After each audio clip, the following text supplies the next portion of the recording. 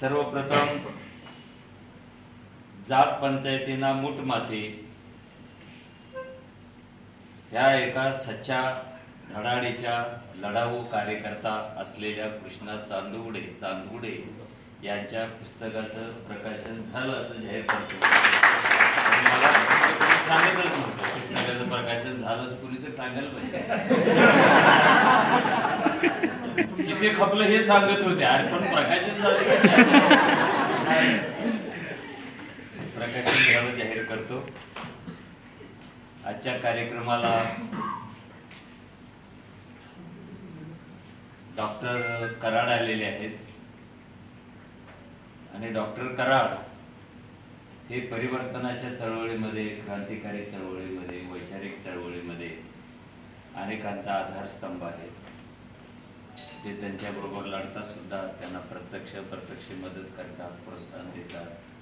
लेखक असतील, कवी असतील, आमच्यासारखे काहीतरी सटर लिहिणारे असतील, पाठिंबा देतात आम्हाला.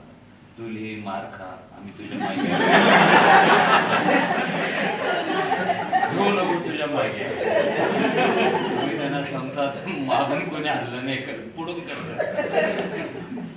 मला खूप आनंद वाटला एक महत्वाचा नेता या कार्यक्रमाला हजर राहिला.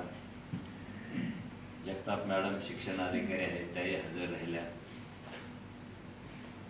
त्यांनी त्यांच्या कार्यक्षेत्रातले काही प्रश्न मांडले. माझे सगळे सहकारी आहेत इथे. माझे हा शब्द मुद्दाम वापरला कारण मी तुमच्यातलाच आहे. ते पदबीर सगळं विसरून जा, पदाला काही महत्व नसतं आणि पदासाठी कुणी येतच नाही. की गेल्या 10-15 वर्षाचा जो आपला एक पुरोगामी चळवळीचा इतिहास आहे, वैचारिक चळवळीचा इतिहास आहे, छोट्या मोठ्या सुरू असलेल्या बदलांच्या लढायांचा इतिहास आहे. या दशकामध्ये या इतिहासाला साक्षी मानून त्याचं जे दस्तऐवजीकरण केलेलं आहे, त्याचा हा एक महत्वाचा ग्रंथ आहे. तो कार्यकर्त्याने लिहिलेला आहे. आणि कार्यकर्ते हे सगळे जे तुम्ही मंडळी आहात, तुम्ही त्या विषयाचा स्वतः एक भाग झालेला होता, कायांतर केलेलं होतं. हे दुःख कुठल्या भटक्या विमुक्त किंवा अन्य जाती पंचायतीतून जन्माला आलेलं नव्हतं, तर ते आपल्या व्यवस्थेतून जन्माला आलेलं होतं. आणि त्या दुःखाचं हरण करण्यासाठी आपण काय करतो अशी भूमिका घेऊन हे कृष्णाने काम केलेलं आहे. हा कृष्णा खूपच भारी कार्यकर्ता आहे. म्हणजे तो इथे नसता तरी असंच बोललो. हा खूप भारी कार्यकर्ता आहे, बलदंड कार्यकर्ता आहे. आणि झपाटून वेडे होऊन काम करणारा माणूस आहे. कार्यकर्ता जोपर्यंत वेडा होत नाही ना, तोपर्यंत शानपण जन्माला येत नाही. जगातलं सगळं शानपण हे वेडेपणातून जन्माला येतं, ध्येयातून जन्माला येतं, त्या चळवळीतून ते जन्माला येतं. त्यामुळे वेड्या कार्यकर्त्यांची चळवळीला खूप गरज असते आणि मी त्याला अतिशय जवळून गेली 25-30 वर्षे मी पाहतो आहे. हे पुस्तक त्यांनीच लिहावं आणि हे डायरीच्या स्वरूपात असावं असं नाशिकचं अधिवेशन संपल्यानंतर दाभोळकरांच्या साक्षीने मी त्याला सांगितलं होतं. आणि अतिशय तातडीने लिहायला पाहिजे, कारण चळवळी ताज्या आहेत, विषय ताजे आहेत. त्या चळवळीच्या हातात बायबल सारखं काहीतरी मिळेल म्हणून एक वार फ्रंटवर लिहावं अशी आम्ही सूचना केली होती कृष्णाला. तो हो पण म्हणाला होता, पण प्रत्यक्षात हे खूप मोठं हत्तीचं बाळंतपण झालं. खूप उशीर घेतला ते लिहायला. ते अगोदर यायला पाहिजे होतं. उशीर आल्यामुळे अनेक घटना एक्स्ट्रा आले. हे जरी खरं असलं तरी त्या काळामध्ये ते आलं असतं तर ते अजून प्रभावी ठरलं असतं. हे पुस्तक जे आहे, जात पंचायतींना मूठ माती देण्यासंदर्भात एका कार्यकर्त्याला जे अनुभव आले, तो जो लढला संघटनेच्या मदतीनं, आपल्या मित्राच्या मदतीनं, कार्यकर्त्यांच्या मदतीनं, ही लढाई कोणा एका व्यक्तीविरुद्ध नव्हती, तर हजारो वर्षे कॉन्क्रीट सारख्या बनलेल्या एका व्यवस्थेविरुद्धची लढाई होती. व्यक्तीविरुद्धची लढाई सोपी असते, तशी कानपाडीत मारून काय ते बदलून घेता येतं, पण व्यवस्थेचं काय करायचं, व्यवस्थेचं प्रबोधन कसं करायचं, त्याच्यात बदल कसे घडवायचे, हे सगळं एका विधायक टोकाला गुड एंडला कसं न्यायचं. आणि कृष्णाच्या दृष्टीनं हा तसा अचानक समोर आलेला विषय. त्याने काही ठरवलं नव्हतं अमुक अमुक साली आपल्याला एक पुस्तक लिहायचं आहे. ज्या काही वाईट घटना घडल्या त्या घटनातूनच त्याला ही प्रेरणा मिळाली लढण्याची, लिहिण्याची, बोलण्याची.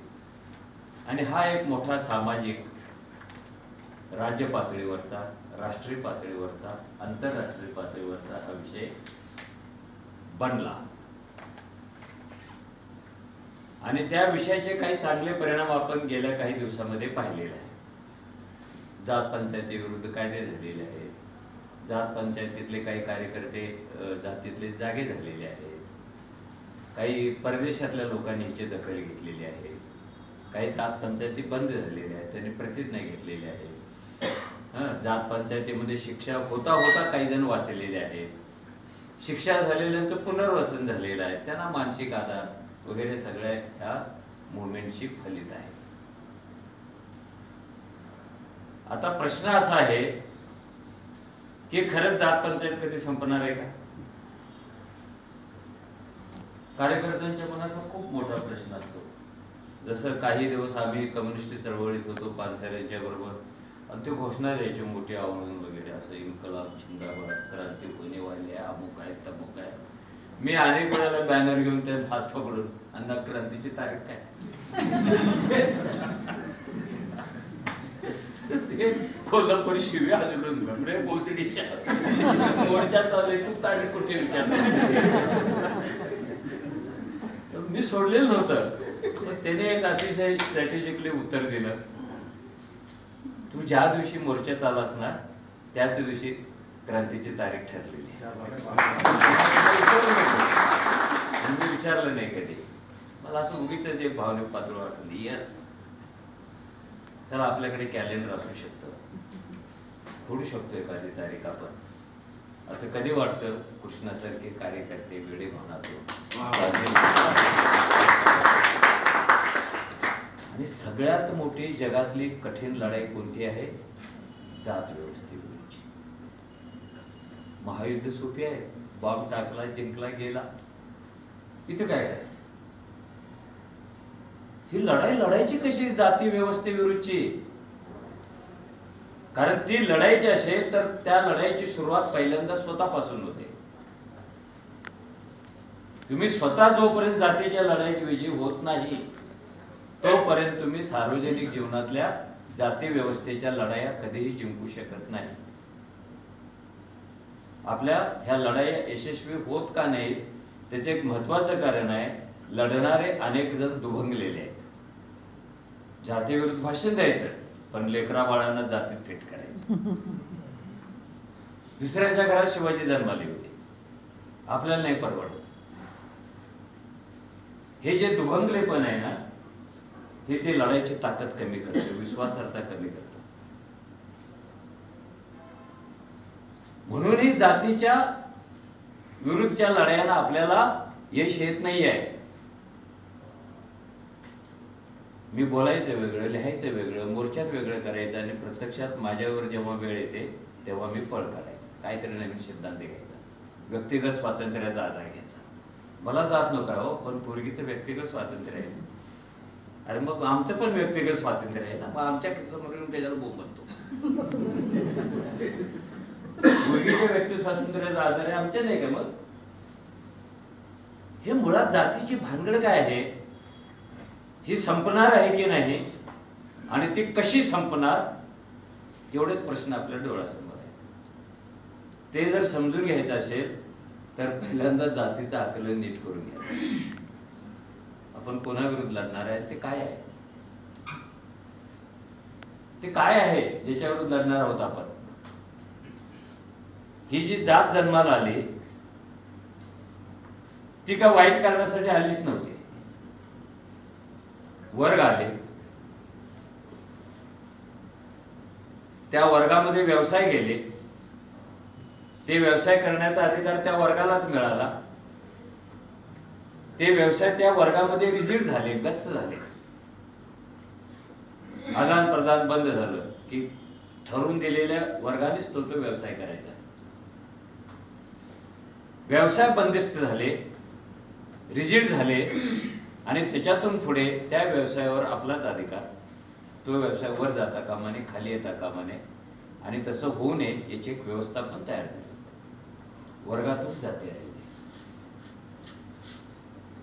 आपण जातीचा विचार करताना एक गोष्ट सोयीस्कररित्या विसरतो.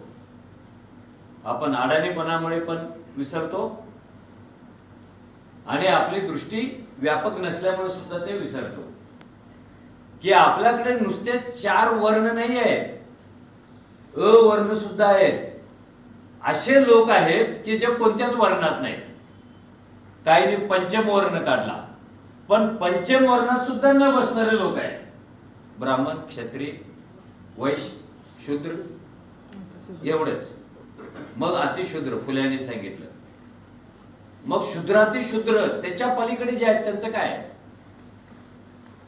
आपण गावगाडा सुद्धा कधी नीट समजून घेतला नाही. त्या गावात राहून सुद्धा गावगाडा कळत नाही आपल्याला. कारण ह्या प्रश्नाकडे बघण्याची एक निष्काळजी भूमिका आपल्याकडे आहे, अनास्था आहे. ज्यांचा प्रामुख्याने आपण या लढाईमध्ये उल्लेख करत होतो अन्य जातींच्या बरोबरच भटक्या आणि विमुक्त जाती आहेत. ह्या कुठल्या आहेत? या ब्राह्मण नाहीत, क्षत्रिय नाहीत, वैश्य नाहीत, शूद्र नाहीत, अतिशूद्र पण नाहीत. कारण ह्यांना याच्यात स्थानच नाही आहे. आउट ऑफ बॉक्स आहेत त्या, आउट ऑफ बॉक्स आहे. त्यांना कोणी ठरवलं तसं? त्याने तिथेच राहायचे, ह्याने इथेच राहायचे, ठरवलं कोणी? म्हणून ठरवलं. पण आपण म्हणून कधी वाचतच नाही. सोयीचा वाचतो, समग्र वाचतच नाही. बाबासाहेबांनी का जाळली मनुस्मृती ह्याचा पण विचार करत नाही की आपली व्यवस्था म्हणून इतकी गच्च केली की ती मोडणं, ती भेदणं, तिच्यामध्ये बदल करणं, तिला आव्हान देणं, सुधारणा करणं, याच्यासाठी कुठेही त्याने थारा सोडलेली नाहीये. हे ब्रह्मवाक्य आहे. यातलं प्रत्येक वाक्य आणि ते वाक्य जसंच्या तसं स्वीकारायचं आहे. हे जे शूद्र आहेत, ह्या शूद्रामध्ये कुणबी पण येतो, माळी पण येतो. भारतातल्या 4,500 मागास जाती शूद्र आहेत. आणि मग बीसी हे पण शूद्र आहेत. आणि बाईवरच जास्त अन्याय होतो प्रत्येक जातीमध्ये, असं समजू नका. भटक्यांच्या मध्ये जास्त होतो आणि ब्राह्मणांच्या मध्ये कमी होतो. सगळ्यात जास्त ब्राह्मणांच्या मध्ये होतो, मग क्षत्रियांच्या मध्ये होतो, मग वैश्यांच्या मध्ये होतो, मग शूद्रांच्या मध्ये होतो. अन्याय वरून खाली कमी कमी होत येतो आणि खालून वर वाढत वाढत जातो. म्हणजे मी नेहमी सांगतो, अध्याय 1 कशी मनोनी भानगडी केलेली आहे बघा. वाचा मनुस्मृती. त्या प्रकाशकाचा फायदा झाला आपल्याला काय नाही का? मी तरी सरकारला एकदा अशी विनंती केली होती, घरोघर आधार कार्डावर मनुस्मृती पुरी द्यायची. कारण सारा न वाचता भानगडी चालू आहेत ना आपल्या, आणि वाचून झाले की मग जाळायचे.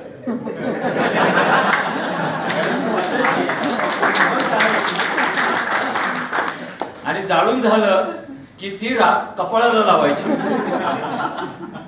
आणि राजस्थान मध्ये जयपूरच्या दिशेने चालत जायचं. का चालत जायचं? तिथल्या हायकोर्टासमोर मनुचा पुतळा आहे. काँग्रेसची सत्ता असताना पण होता, कम्युनिस्ट स्ट्रॉंग असताना पण होता. आता तरी त्यांचं सरकार आले, अजून स्ट्रॉंग झाला, त्याची पूजा व्हायला लागली, तो पुतळा फोडायचा. पण अगोदर समजून घ्यायचा कोण महान पुरुष आहे. चला, हा बुद्धानंतर 500-600 वर्षांनी जन्माला आलेला आहे. पण आपण सांगताना सांगतो हजारो वर्षापासूनची मनुस्मृती. अरे काय गणित आहे की काय? 1000 वर्ष कसं होईल? बुद्ध 2500 वर्षापूर्वीचा, त्याच्यानंतर म्हणू जास्तीत जास्त 2000 वर्षाचा असेल. 2000 वर्षे हा जातीचा कायदा जसाच्या तसा आपण पाळतो. पण 2000 वर्षे जातीच्या विरुद्ध प्रयत्न झाले नाहीत का? 2 कालखंडात जाती विरुद्ध हालचाली होतात ना. बुद्धाच्या काळात जाती स्थिर झालेल्या नव्हत्या, पण वर्ग होत्या. जाती नुसत्या उगवत होत्या. कोण भंगे होता, कोण नर्तकी होतं, कोण चांभार होता, कोण वडारे होता. वर्गाचं रूपांतर हे जातीमध्ये होत होतं. त्यांनी विरोध केला, पण त्यांचा विधायक विरोध होता. विधायक विरोध म्हणजे काय? जातच मानायची नाही. आपल्या धम्मामध्ये सगळ्या जातींना प्रवेश द्यायचा, जात विचारायचीच नाही. विधायक विरोध होता. पुढे टोकाचा विरोध पण चालू झालेला आहे. अगदी काल परवापर्यंत जातीच्या विरुद्ध लढणारी माणसं संस्था आपण पाहतो. आंतरजाती करणारे लोक पाहतो. डॉक्टर म्हणाले आंतरजाती हा एकच उपाय आहे जाती संपवण्यासाठी. ते बरोबर नाही, ते चुकीचं आहे. ते का चुकीचं आहे हे पण सांगणार आहे मी. आपल्याला अजून काहीतरी शोधावं लागणार. तो एक मार्ग होऊ शकतो, पण तो काय अंतिम उपाय नाही होऊ शकत. म्हणून काय लिहिलेलं आहे 2500 वर्षापूर्वी की हे जे व्यवसाय जे तयार झाले, जो चांगला व्यवसाय आहे तो करणारा त्याची जात चांगली, आणि जो वाईट व्यवसाय करतो इतरांच्यासाठी त्याची जात वाईट. आपण म्हणतो ओबीसीना आरक्षण द्या, मग ते म्हणतात ब्राह्मणांना पण पाहिजे. ब्राह्मणांना पण आरक्षण आहे. 4% ब्राह्मणांना, 10% आरक्षण आहे, आणि 52% ओबीसीना 17% आरक्षण आहे. काय इन्साफ का नाराज व्हायचा? आरक्षण हा काय आपला विषय इथला नाहीये, तो अनिसा पण नाहीये, पण तो करायचा आपण एक दिवस, तो पण करायचा. जे जे विषम आहे त्याच्या विरुद्ध आपण लढतो ना, त्यामुळे जे विषम आहे त्याच्या विरुद्ध लढायला पाहिजे. काय म्हटलं याने की म्हणून 2500 वर्षापूर्वी ब्राह्मणांच्यासाठी 6 क्षेत्र राखून ठेवलेले आहेत, रिझर्वेशन. ती 6 क्षेत्र कोणती आहेत? त्याने असं म्हटलेलं आहे,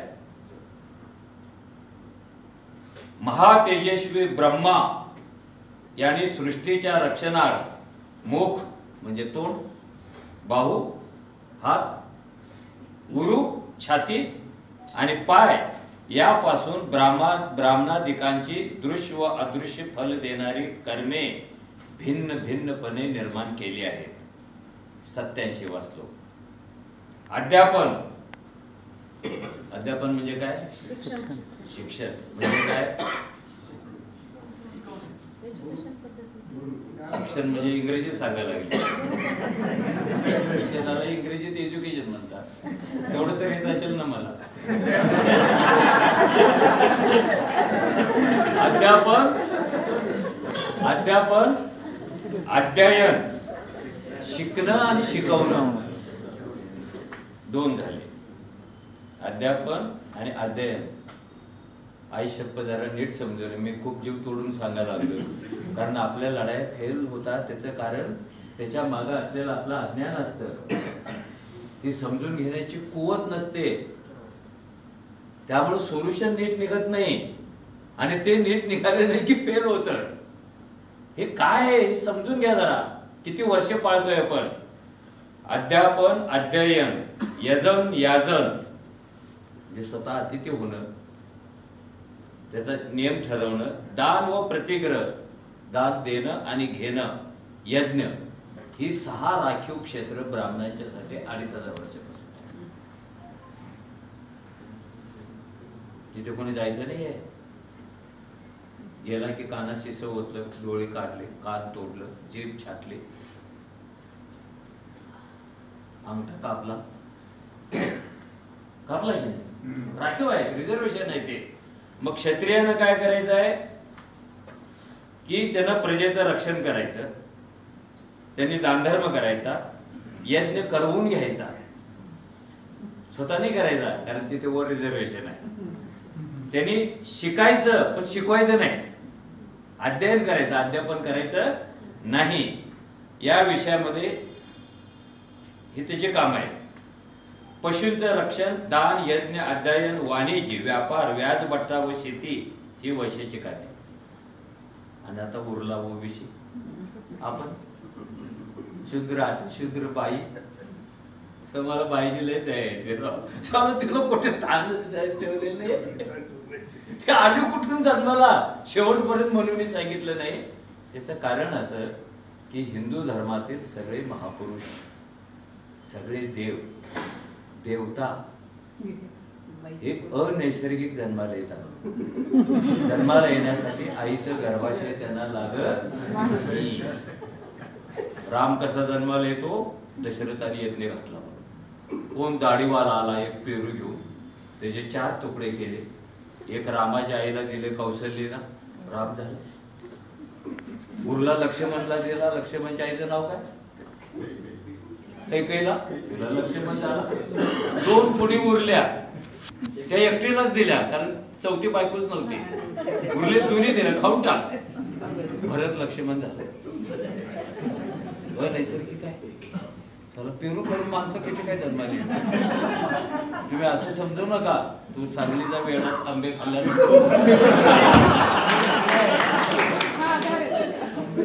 आपण काय वाईट माणसाची नावं घेतच नाही. कारण ते प्रसिद्ध असतं. आंबा म्हटलं की त्याचं नाव येत. मुद्दा काय?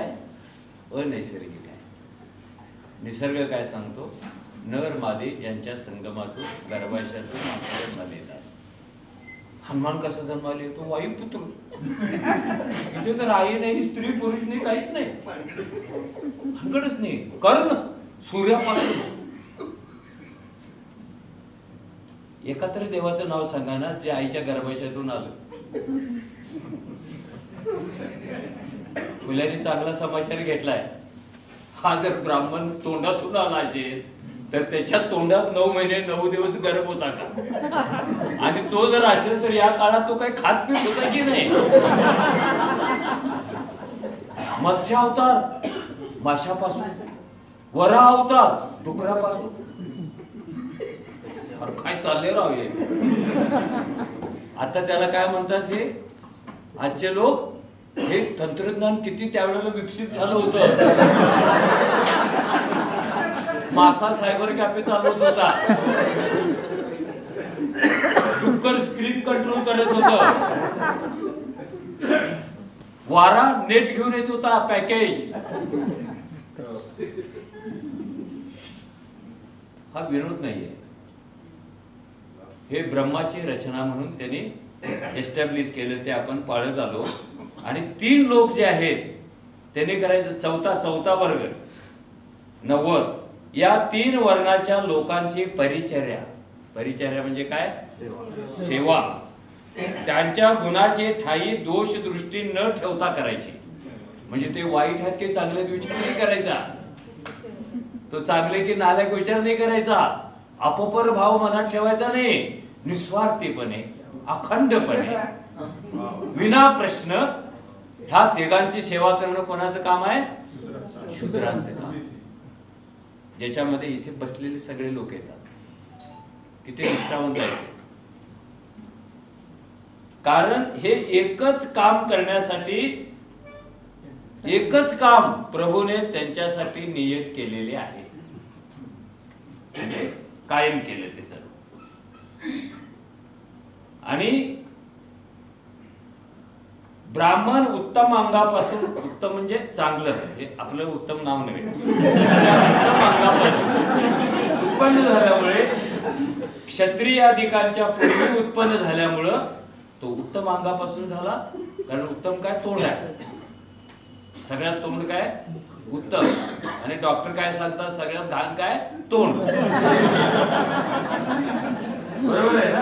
ते तिथूनच शिवी देत, तिथूनच दात खरकट करून घेत, तिथूनच खोकला झाला की थुंकत. ते सगळ्यात घाण कोणतं आहे? सायन्सच्या दृष्टीनं तोंड.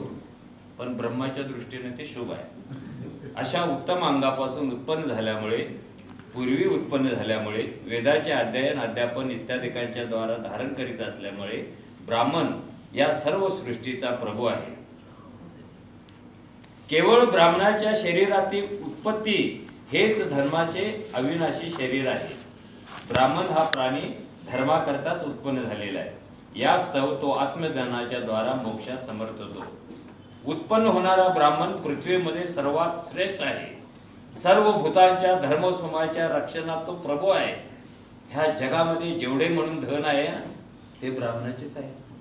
उगीच ATM कार्ड दाखवू नका मला.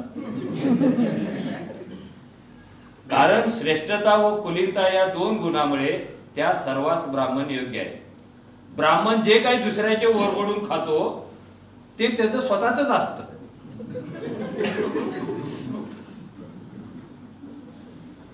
ते वस्तू तर आपलेच खातो. जे वस्त्र दुसऱ्याकडून घेऊन नेसतो तेही स्वतःच असतं. जे एकाकडून घेऊन दुसऱ्याच देतो तेही त्याच असतं. आणि असा प्रकार असल्यामुळे केवळ ब्राह्मणांच्या करुणेमुळेच इतर जण भोजन करतात नीट. ही जी सिस्टीम आहे ही जात व्यवस्थेचा एक मोठा आधार आहे. तो एक फोडणे का कैसा आहे. फोडण्याचा मार्ग काय? जाळून टाका. टाकली बाबासाहेबांनी जाळून, राहिलंच पुढे. एवढी आंदोलनं झाली, एवढे कायदे झाले. भारतात जात ह्या विषयावर जेवढे कायदे झालेत ना तेवढे अमेरिकेचे सगळे मिळून नसतील कायदे. एका विषयावर झाले जेवढे कायदे. तो साला जलती क्यों नहीं, ये चलती क्यों नहीं, ये खलास क्यों नहीं होती, क्यों नहीं होती? त्याचं उत्तर बाबासाहेबांनी देऊन ठेवले की जात ही बाह्य जगातली भौतिक वर्तनाची गोष्ट नाही, तर ती एक मानसिकता आहे. Part of DNA, part of lifestyle आहे, पार्ट ऑफ थिंकिंग स्टाईल आहे, पार्ट ऑफ जनरेशन आहे. आणि ती मानसिकता असल्यामुळं बाहेरची युद्ध कितीही झाली तरी आतली जात काही संपत नाही. मग आतलं कसं संपवायचं? एवढं हाणामाऱ्या करून सुद्धा ती आत सुरक्षितच राहते. आणि ती सुरक्षित ठेवणारा माणूस आहे आणि तिला असुरक्षित करणारा पण माणूस आहे. जातीविरुद्ध लढतो कोण? माणूस. जाती विकून कोण ठेवतो? माणूस. असं कसं काय होतं? मानसिकता बदलण्यासाठी केवळ मोर्चे, केवळ रस्त्यावरची युद्ध उपयोगी पडत नाहीत, तर आतल्या लढायांचा विचार करावा लागतो. हे माइंड सेटअप आहे. तो कसा बदलायचा? बाबासाहेबांच्या सह, डॉक्टर कराडांच्या सह, माझ्यासह सगळ्यांना वाटत होतं की आंतरजातीय विवाह एक चांगलं सोल्युशन आहे. त्याच्यात अडचण काय आणली आपण? की आंतरजातीय विवाह तेव्हाच होऊ शकतो जेव्हा तो आणि ती प्रेमात पडतात. इथे काय जबरदस्तीने कायदा करून करता येत नाही. पुढच्या वर्षी 2022 मध्ये सगळ्या ब्राह्मण मुलींनी दलित मुलांच्या बरोबर लग्न करावे, कायदा करताय?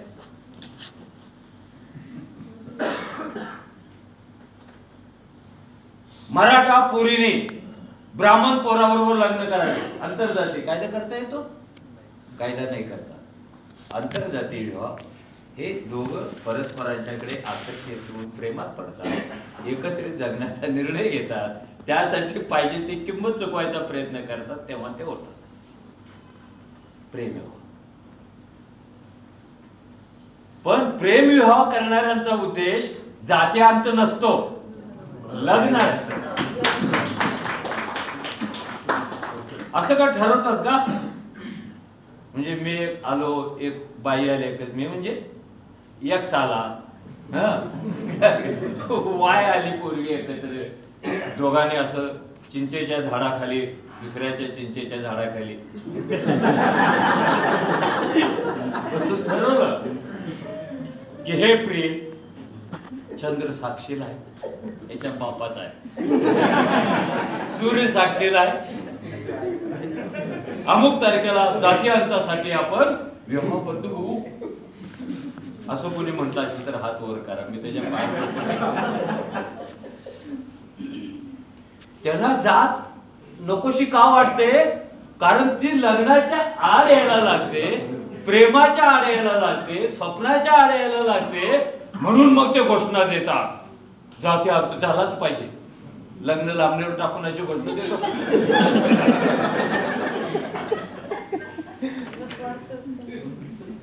नाही देत ना, हे वास्तव आहे. ते चांगलं आहे वाईट आहे ते कोणी तयार केलं, का तयार झालं, हा एक स्वतंत्र भाग आहे. म्हणून आंतरजाती विवाह हा एक तोडगा जरी असला तरी त्या विवाहाच्या मागे प्रेरणा कोणत्या आहेत? प्रेमाच्या आहेत की जाती अंताच्या आहेत, नव्या समाजाच्या आहेत, समतेच्या आहेत? प्रेरणा काय तुमच्या? मग आंतरजातीय विवाह केल्यानंतर काय होतं? एक्स जातीची पोरगी वाय जातीचा पोरगा, त्यांच्यात पासून जन्माला येणाऱ्या पोराची जात कुठली असेल? X Y. समजा ह्या एक्स वाय ने झेड बरोबर लग्न केलं, त्यांच्या पोटी जन्माला कोणता असेल? X Y Z. त्यांनी बी शी लग्न केलं, एक्स वाय झेड बी. लोक सांगणार आहेत म्हणजे हे जातच सांगताय. आमची जात आता मराठी नाही आहे, एक्स वाय आहे. कारण समाजामध्ये माणसाला जी सोशल डिग्निटी मिळत असते ती त्याच्या जातीवर आधारित असते. सोशल डिग्निटी, सामाजिक प्रतिष्ठा. जे सुशील कुमार शिंदे सायरन वाजवत सोलापूरमध्ये गेले की लोकांना कळतं आपल्या गावचं पोरगा आलं. ते बोलतात कसं? मंत्री सुशील कुमार शिंदे जात नाहीत कधी सोलापूरमध्ये, तर कोण जातं? चांभाराचा सुशील कुमार शिंदे. माझ्या गावात कधी उत्तम कांबळे जात नाही, महाराचा उत्तम कांबळे जातो. आयडेंटिटी काय आहे माझी? माझी आयडेंटिटी काय? माझी डिग्निटी काय? कास्ट. ती कशी तोडायची? तोडायचा प्रयत्न झाला अगदी अलीकडेच. म्हणजे मी 4 दिवसापूर्वीच त्या माणसाच्या पणतीला भेटून आलो. तीच आली होती भेटायला अमरावतीमध्ये. अमरावती जिल्ह्यामध्ये दस्तगीर सय्यद नावाचे गाव आहे. तुम्ही जाऊ नका कधी त्या भेटून त्या गावाला. काय झालं? बिघडतं काय झालं? एक क्रांतिकारी स्टोरी सांगतो मी. सकाळमध्ये लेख पण मी लिहिला होता, माझ्या पुस्तकात पण लेख आहे. जी कधीच संपत नसते ती जात असते, असं लेखाचं टायटल आहे. म्हणजे तुम्ही खचून जाऊ नका, तर हा खूपच निगेटिव्ह आहे. मी निगेटिव्ह नाही आहे, मी वास्तववादी आहे. आणि वास्तव बदलण्यासाठी काय करता येईल हे तुम्हाला विश्वासात घेऊन मी बोलतोय. हे माझं नाही आहे, तुम्हाला विश्वासात घेऊन बोलतोय मी. गणपत महाराज नावाचा एक माणूस तिथे 200-250 वर्षापूर्वी आला. फुल्यांच्या विचाराने तो खूपच प्रेरित झालेला होता.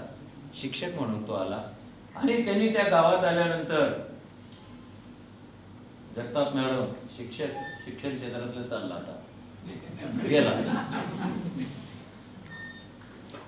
जात संपवायची.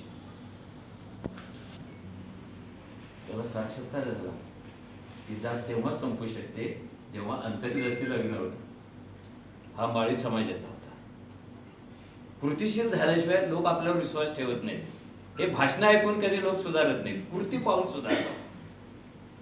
आणि आपल्याकडे कृती शून्यता असते. हे आपलं अपयश का होतं त्याचं हे कारण आहे. कृतीहीन माणूस समाजासमोर कधी मॉडेल आयडॉल कधी होऊ शकत नाही. तो कारण पाहतच असतो तो. मराठी जगली पाहिजे म्हणून उपोषणाला बसायचं आणि आपली पोरं कॉन्व्हेंटमध्ये पाठवायची, परदेशात पाठवायची. त्याचं कोणी ऐकत नाही. मी अशी घोषणा न देताच माझी पोरं कॉन्व्हेंटला पाठवली.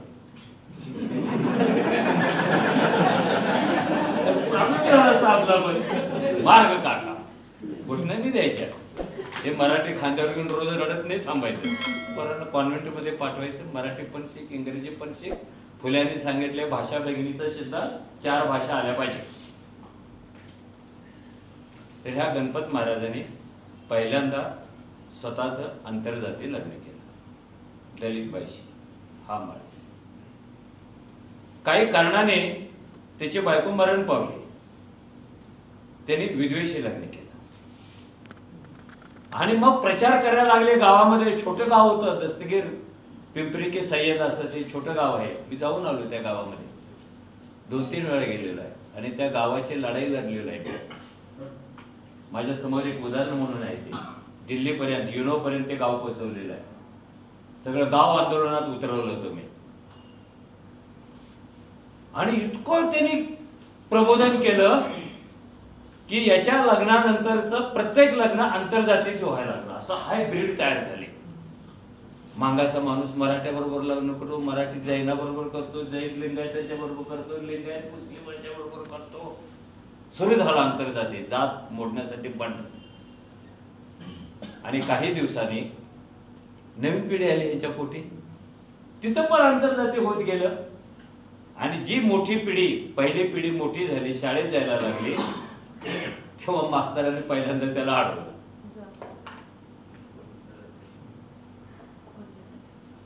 जात नाही कॉलेजमध्ये. ते म्हणाले हो जातभेद नाही आमच्याकडे काही, आम्ही सगळे आंतरजाती आहोत. आम्हाला नाही माहिती. मास्तर काय म्हणणार, आम्हाला नाही माहिती, आम्ही कायद्याचे ताबेदार आहोत. कॉलममध्ये भर. कॉलम रिकामा नाही सोडायचा, ऍडमिशन नाही होणार. कॉलम रिकामा ठेवायचं नाही, स्कॉलरशिप नाही मिळणार. कॉलम रिकामा ठेवायचं नाही, रिझर्वेशन नाही मिळणार, प्रमोशन नाही मिळणार, फी माफ नाही होणार. कॉलम भर. आणि याचा गणपत महाराजाचा मुलगा गेला अमरावती विद्यापीठामध्ये. पीजीच्या पोरांचा प्रॉब्लेम, गावात प्राथमिक शाळेचा प्रॉब्लेम. विद्यापीठ काय म्हणाल, अहो आमची तक्रार नाही, तुम्ही भारी काम केले, तुम्ही आंतरजाती लग्न केले, तुम्ही बंद केले व्यवस्थेविरुद्ध, तुम्ही परिवर्तन केले. आमचा मुद्दा काय आहे, तुमचे जे काय असेल ते असेल. Caste column.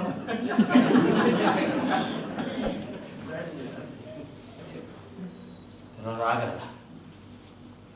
विदर्भातल्या माणसांना पण कधी कधी राग येत असतो. कोण आहे का विदर्भात?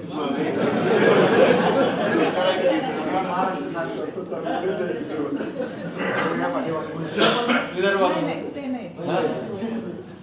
त्यांना राग येत नाही म्हणून ते वैधानिक विकास मंडळ मागतात.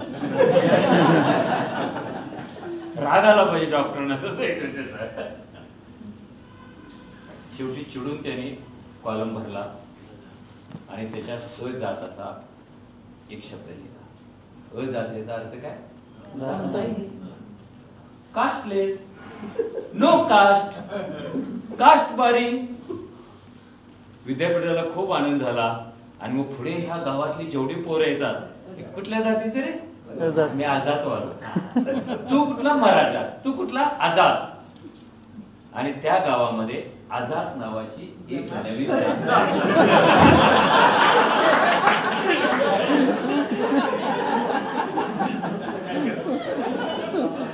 आणि ती इतकी नीच जात मानली गेला लागली. अक्कर माशी, राणी माशी, लिंबाळीने लिहिले ना ते, अक्कर अक्कर अक्कर 3 टाइम अक्कर. म्हणजे सगळ्यांना काही डिग्निटीच नाही आता.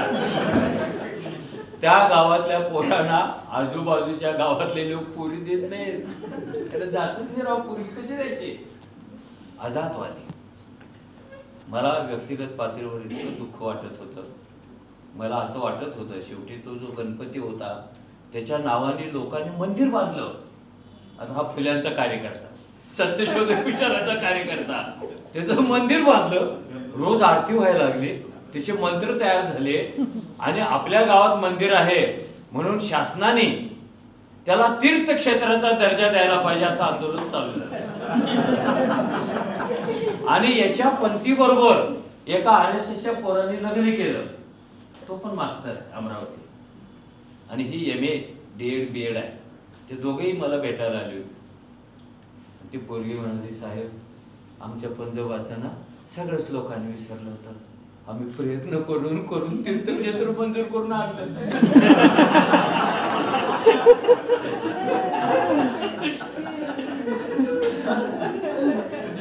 मी म्हणलं तुझ्या पंजोबाचा 50 वेळा फोन केलेला आहे. नामोनिशाणच ठेवलं नाही. मग तो संघाचा म्हणत होता चुकीचं काय?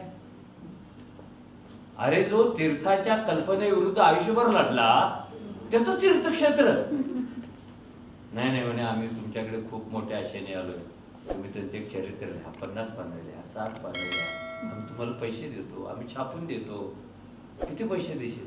पाहिजे तेवढे देतो. आता तीर्थक्षेत्रच होणार आहे ना, मंदिरात पैसे जमा होणार, सरकार पैसे जमा देणार आणि ते मला देणार. So what is the conclusion?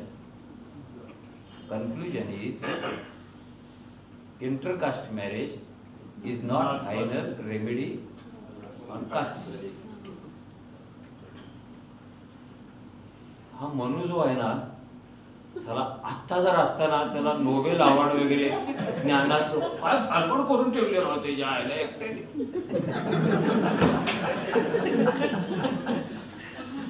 रोज बसून कोणी सोडवायचे आम्ही आणि ते गेलं मरून त्याच्या आईला. आपण कोणी सोडवत बसा, अंधश्रद्धा निर्मूलन चळवळ. आणिच न जातीचं वर्णन केलं. काय वर्णन केलं? जात म्हणजे एक, हे चुकीचं आहे.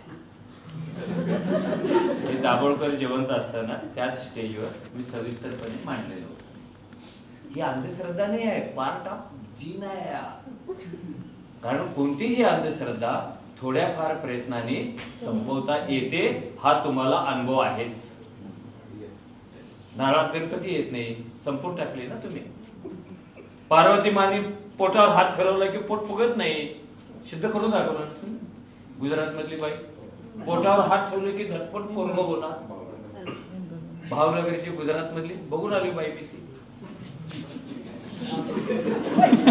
केरळच्या बाईने मुका घेतला की रोग संपतो. अरे काय रांग लागायला लागलेला केरळमध्ये. आता ही कसली अंधश्रद्धा आहे? बाई खूप काळी जाळी व्हायची.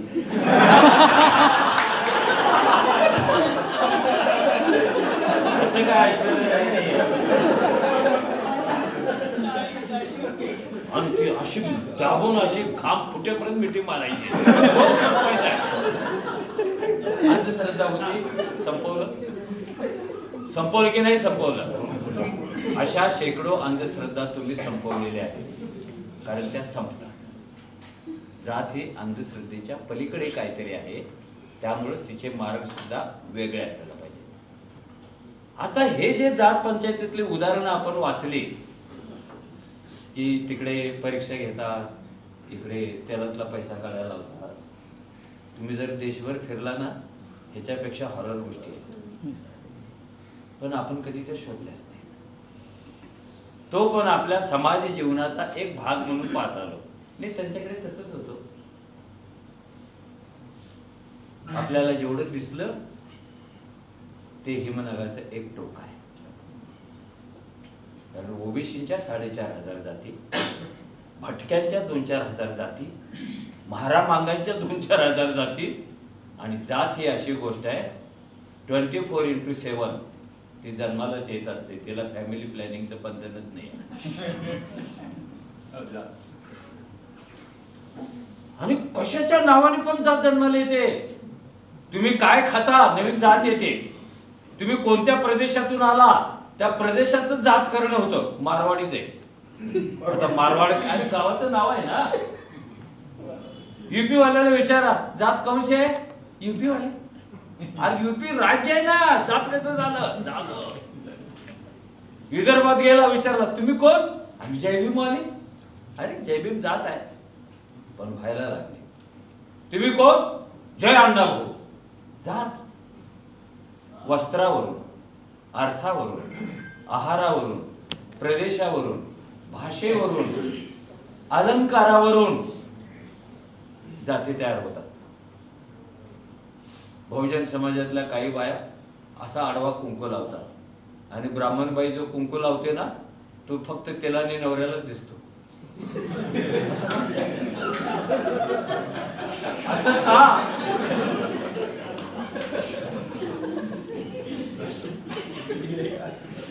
कधी विचार घेतला 18 पगडी काय? 18 पगडी म्हणजे 18 जातीसाठी तयार केलेल्या वेगळ्या वेगळ्या पगड्या आहेत. त्याची म्हणूनच तयार झाली. अरे आमच्या देशात ना इतका समृद्ध, इतका विविधतापूर्ण देश आहे, 18 पगडीवाले लोक इथे राहतात. म्हणजे किती नालायक आहेत. म्हणजे तुमच्याकडे 18 जाती आहेत हे सांगा ना. 18 पगडी आहे. धोतर कसं नेसतो, लुगडं कसं नेसते, चोळी कशी नेसते, मंगळसूत्र कसलं घालते, चोळीची बटणं फोडून आहेत की मागून आहेत, जात ठरते. पदर तर आहेच. मागून बटणं घातली वरच्या जातीतली असते, फोडून बटणं घातली खालच्या जातीची असते, आणि चोळीचं नसेल तर वड्यारी असते. Please listen it seriously. हे सोपं नाही एवढं. जात का टिकून राहते? कारण टिकण्यासाठी जी एक सलाईन सिस्टीम लागते. जसं कोरोना काळात लोकांना ऑक्सिजन लागत होता, आणि एवढा मोठा खंड काय, दगडांचा देश, तोडण्याचा देश, ऑक्सिजनच नाही. काय घाणेरडा देश वा. अरे कोणी अन्न नाही मागितलं, औषध नाही मागितलं, ऑक्सिजन नाही तुमच्याकडे, आणि तो बोंबलत भाषण करतोय, सबका साथ, सबका प्रयास, सबका विकास, मन की बात. अरे तुझ्या मनातले आहे ना, आमची कुठे ऐकली? काय चाललं होते? तुझं मन ऐकायचं रोज उठून. अरे मेरी आवाज सुनो, मेरी भी सुनो. इथे जो असं म्हणतो ना त्याला उचलून तुरुंगात टाकतो. गुन्हा काय केला? मेरी आवाज सुनो म्हणाला.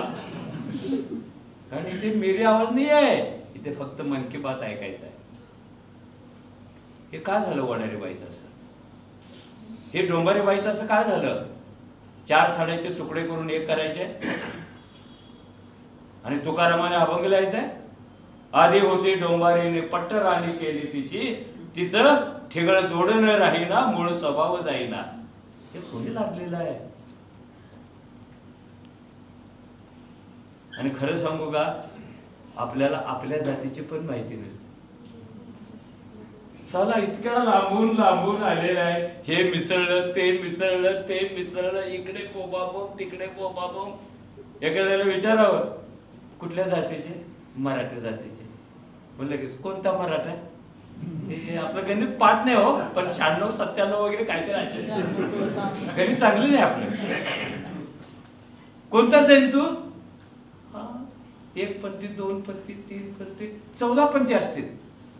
म्हणजे एवढ्या काळात 14 पंथी तयार झाले. त्याच्या जातीत रूपांतर झालं, धर्माचं जातीत रूपांतर झालं. हे अन्न, वस्त्र, निवारा, वस्त्र, वर्ग, हे सगळ्याचं जातीत रूपांतर होतं. आणि सलाईन सिस्टीम जी आहे ती इतकी सॉलिड होते. काय नाही, काय भूक लागली कोणी म्हणायचं नाही.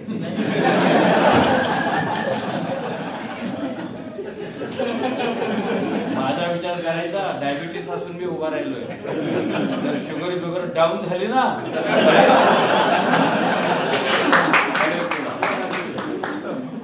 सायंकाळला भूकच गेली. अरे वा वा वा, कोणीतरी आपला आहे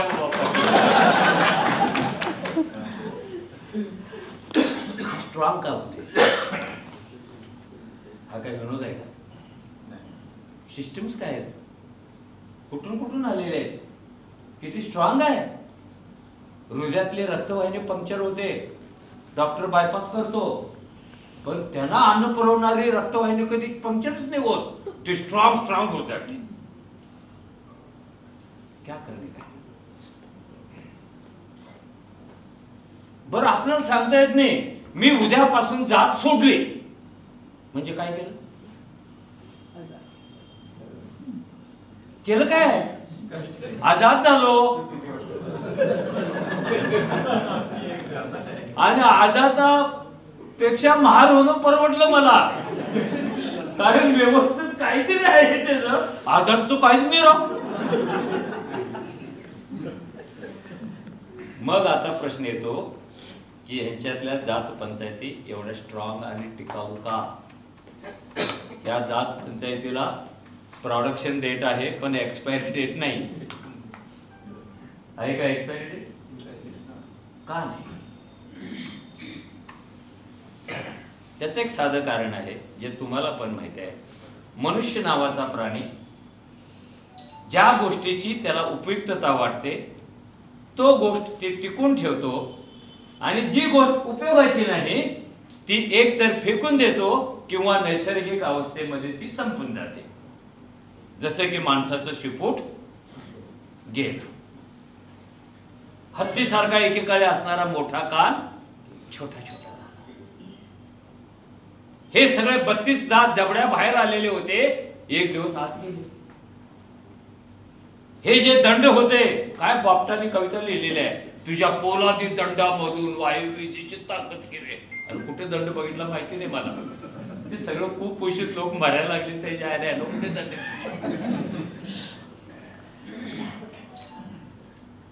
जी गोष्ट उपयुक्ततावादी वाटते ती गोष्ट टिकून ठेवतो, जिच्या गोष्टी त्याला दम नाही वाटत फेकून किंवा ती आपोआप संपून जाते. मग जात पंचायत टिकते ह्याचा अर्थ त्याची काहीतरी उपयुक्तता आहे. ती काय? जर जात पंचायत संपवायचे असतील तर तिच्यातून उपयुक्ततेचे जे झरे तयार होतात त्याच्या जागी दुसरे झरे आणायला पाहिजेत आणि हे झरे बंद करायला पाहिजे. बरोबर आहे? तू भटक्यातला आहे का? हा, नक्की बोगस भटकेले झालेले आहेत.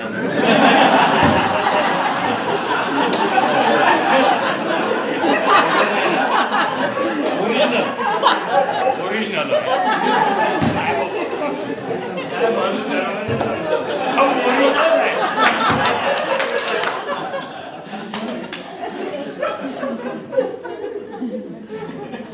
उपयुक्तता काय?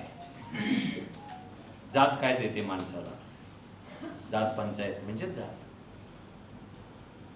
आणि पंचायत ही दुसरी तिसरी गोष्ट नकून जातीची एक वासना म्हणजे पंचायत आहे. वासना म्हणजे इच्छा, तृष्णा. जात पंचायतीचा जन्म का होतो? जातीच्या तृष्णेतून होतो. इथे कोणी देवाने पाठवलं नाही पंच नेऊन. इथे म्हणून पण सांगितलं नाहीये प्रत्येक जातीत पंच तयार करा. ती एक नैसर्गिकरित्या गोष्ट तयार होते पंचांची, जी जातीच्या हितासाठीच असते, जातीच्या रक्षणासाठी असते, जातीच्या विकासासाठी असते, जातीच्या प्रबोधनासाठी असते, जातीच्या एकत्रित शक्तीसाठी असते. आणि ती आपल्या जातीतल्या माणसाला एक जातीचा आयडेंटिटी कार्ड देते, मान्यता देते. Yes, you are our member. तू कटपीस नाही आहेस, you are part and parcel of system की जी माणसाला गरज असते. तो एकटा नाही आहे, तो समूह आहे, तो आय नाही आहे, वी आहे. आणि हे जर वी ठरवायचं असेल तर जात पंचायत हे काम करते. मग चारित्र्याच्या कल्पना एवढ्या कशा काय नाही? त्या काय भटक्यांच्या मध्येच आहे का? चारित्र्याची कल्पना फक्त भटक्यांच्या मध्येच आहे का? ब्राह्मणांच्या मध्ये नाही, मराठ्यांच्या मध्ये नाही, वैश्यांच्या मध्ये नाही, मुस्लिमांच्या मध्ये नाही, ख्रिस्तीमध्ये नाही. एका धर्मात तर जी बाई नवऱ्याची चिघळलेली जखम जिभेने चाटते जंतूसह तिला स्वर्गात जागा मिळते. जन्म में जखम चाटल्यानंतर स्वर्गात, स्वर्गाला काय म्हणतात? जन्नत का? हुशार आहे. खरं म्हणजे तू हुशार आहेस की हे बघण्यासाठीच मी ते.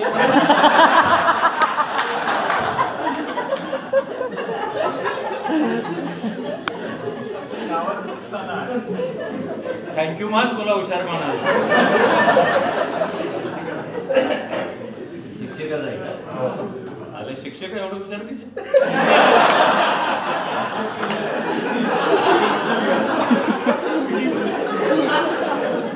आनंद आहे मला. शिक्षक आपण हुशार असू शकतात. थँक्यू मान. मुद्दा काय? मुद्दा सोडायचा नाही आहे. मुद्दा सोडायचा नाही आहे. समाज आपल्या गरजा भागवण्यासाठी वेगळ्या वेगळ्या व्यवस्था तयार करतो, त्यातली जात पंचायत. आणि ती गाजते ती स्त्रियांना ज्या शिक्षा होतात त्याच्यानुसार. अजून पण आपल्या भारतामध्ये अशा काही उच्च जाती आहेत की लग्न ठरल्यानंतर भावी नवऱ्याच्या घरी त्या कमीत कमी 2 महिने किंवा 1 महिना ते राहतात. लग्न व्हायचं आहे, अजून साखरपुडा पण व्हायचा आहे. त्या काय राहतात, तेवढ्या काळात नवऱ्याकडच्या बायका हिची योनी शुचिता पाहतात. आणि योनी शुचिता म्हणजे काय, मासिक पाळी त्या तारखेला आली की नाही. जर चुकली इकडचा दिवस झाला तर ते लग्नच होत नाही. वरची जात, एकदम वरची. तुम्हाला आश्चर्य वाटेल, पण हे आश्चर्य नाही आहे. त्याला ते स्वातंत्र्य म्हणतात. मुला मुलीने एकत्र फिरावं, बोलावं, सुसंवाद करावा आणि त्यातून हे काय शोधायचं असतं, हे शोधायचं असतं. पण हा नेक पोराला नाही आहे ना. त्याचं चारित्र्य कोण तपासणार? कारण म्हणून पुरुषाला जन्मजातच चारित्र्यवान ठरवले आणि बाईला ते मिळवावं लागतं, टिकवावं लागतं, प्रेझेंट करावं लागतं. त्यामुळे प्रत्येक जातीमध्ये जात पंचायतीने तयार केलेल्या शीलाच्या कल्पना, कोड ऑफ कंडक्ट, वर्तन व्यवहाराच्या कल्पना ह्याचा पहिल्यांदा बाई बळी ठरते. कारण बाई फिरली की जात खलास होते. तिनं आंतरजाती लग्न केला की संकर होतो. 2 रक्त मिसळतात, एक मूळ जातीची डिग्निटीच खलास होते. त्यामुळे हे सगळे जे कोड ऑफ कंडक्ट, ह्या सगळ्या चारित्र्याच्या कल्पना वेदापासून तयार होणाऱ्या ते काल परवापर्यंत ह्या बाईला चिकटवले गेलेले आहेत. आणि त्या हरर आहे.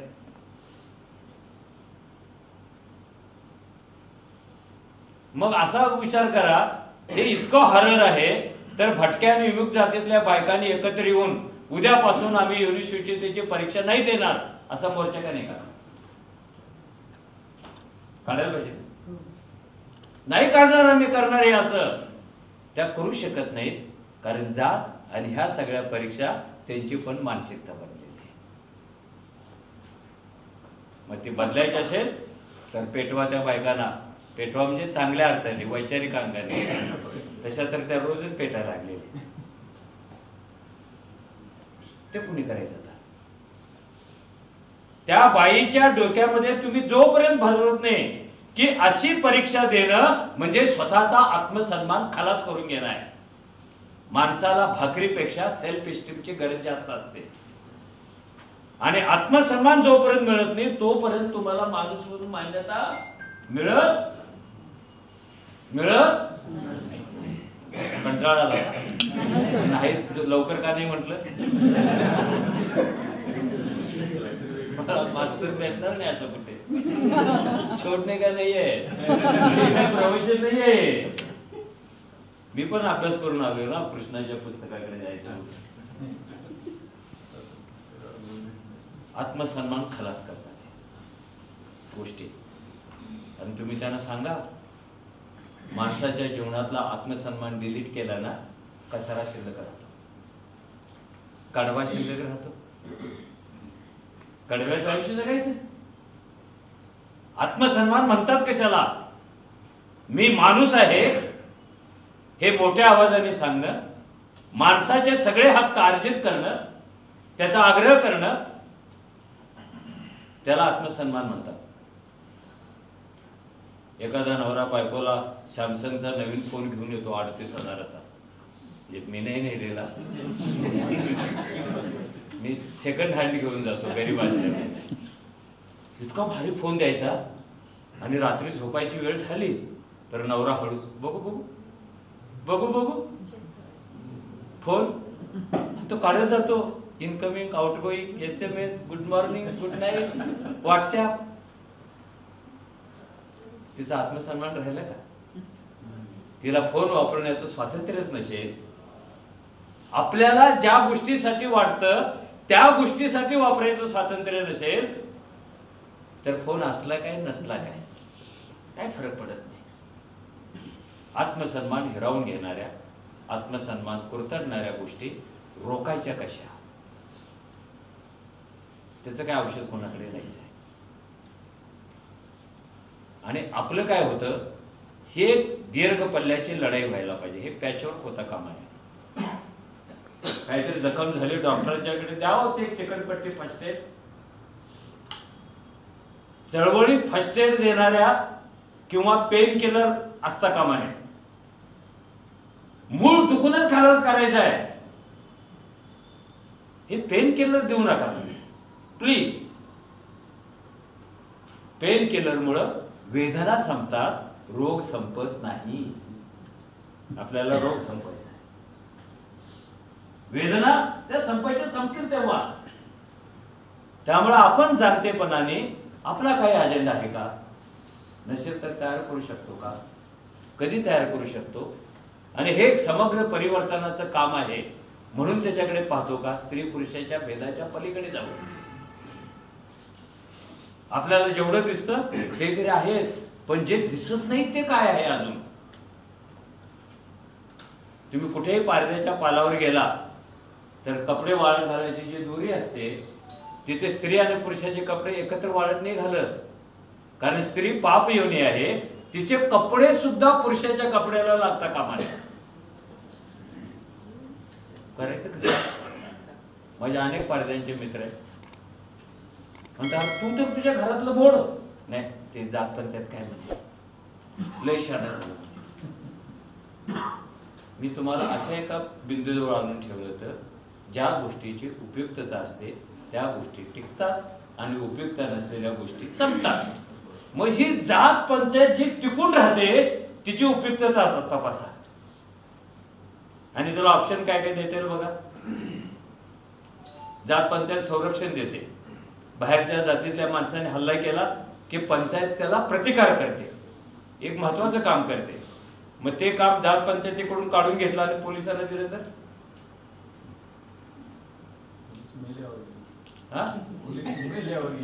नाही. काही पोलीस जिवंत असताना पण येतात ना, आपले व्यक्ती घ्यायचे असतात, मेल्यावर कशाला येईल.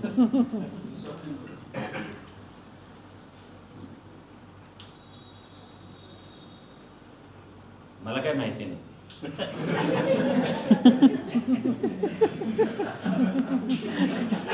मी वाचलेलं नाहीये.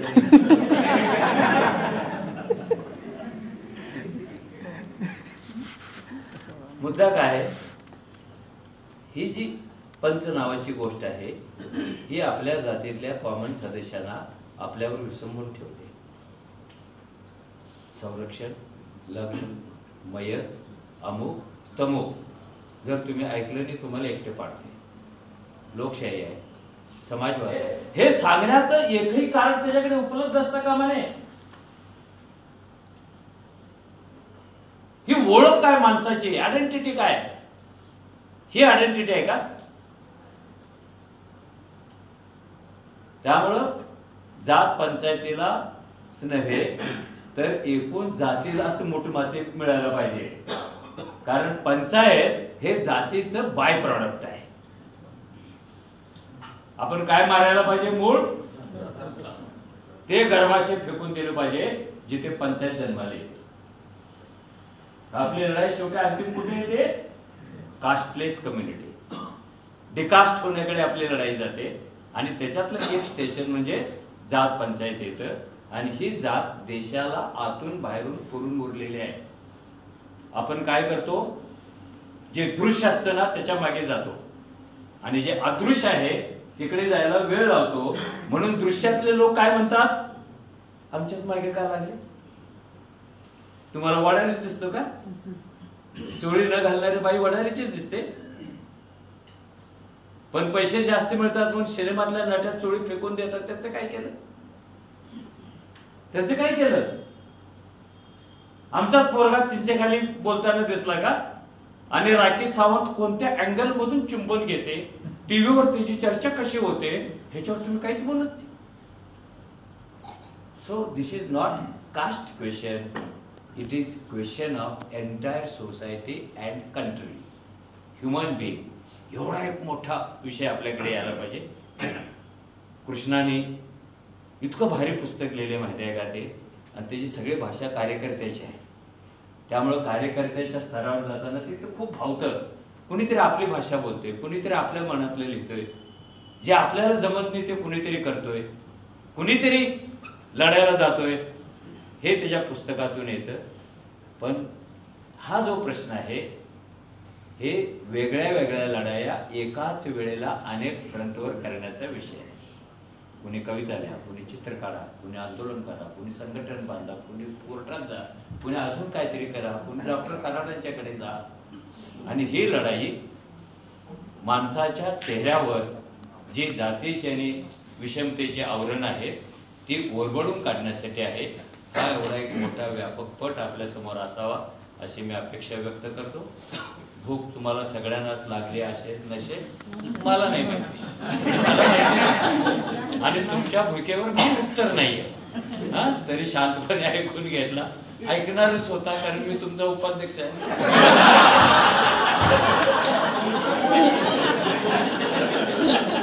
Thank you, bye.